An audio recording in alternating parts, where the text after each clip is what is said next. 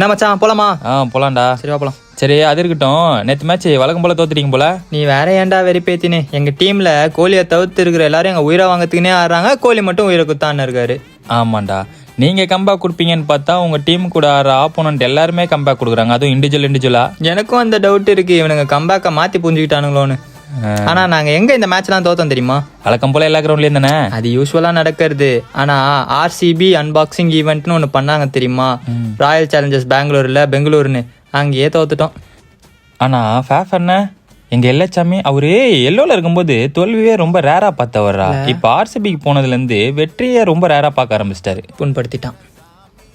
ஆனா அவர் உள்ள வரும்போதே உங்க எல்லாரையும் நல்லா ஸ்டடி பண்ணிட்டு வந்துட்டாரா. அவர் கேப்டன்ல, அதனால அனலைஸ் பண்ணிருப்பாரு எல்லாரையும். அவரு அந்த பிரஸ் மீட்ல சொல்லியிருப்பாரு, ஈசலா கப் நம்பது இல்ல, ஈசலா கப் நகி. அதான்டா அவரு. எப்போதாண்டா கப் அடிப்பீங்க? எல்லாரும் கலாய்க்க ஆரம்பிச்சிட்டாங்க. ஆடுவோம் பாடுவோம் கொண்டாடுவோம்.